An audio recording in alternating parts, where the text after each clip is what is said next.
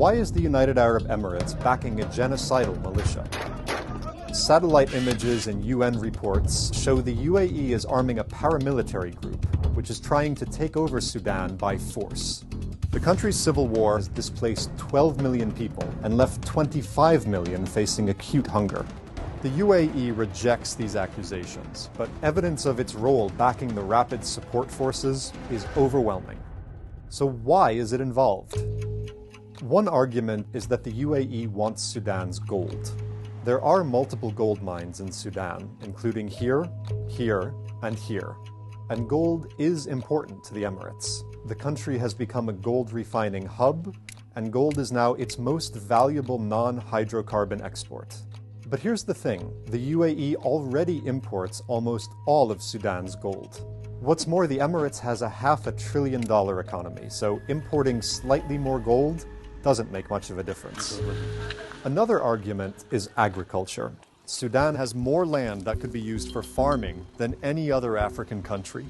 That interests the UAE, which is highly dependent on imports. As a desert country, 90% of its food comes from abroad. But the UAE already controls tens of thousands of hectares of Sudanese farmland and imports tens of millions of dollars of its crops. Others suggest that the UAE is after geopolitical influence. Sudan has a large coastline on the Red Sea. That makes it a strategic location for trade and security. But there's another explanation, a more compelling one. The UAE seems motivated by ideology. Its president, Mohammed bin Zayed, is fiercely hostile to political Islam. In Sudan, Islamist officers wield power within the army.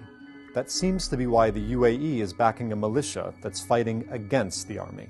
It follows a pattern of the Emirates trying to carve out its own sphere of influence, distinct from regional rivals like Saudi Arabia, Qatar, and Turkey. A few years ago, it supported a warlord who unsuccessfully tried to overthrow the government of Libya. It supports secessionists in Yemen.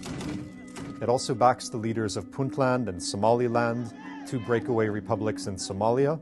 And the UAE is skeptical of the Islamist-led government that has emerged in Syria.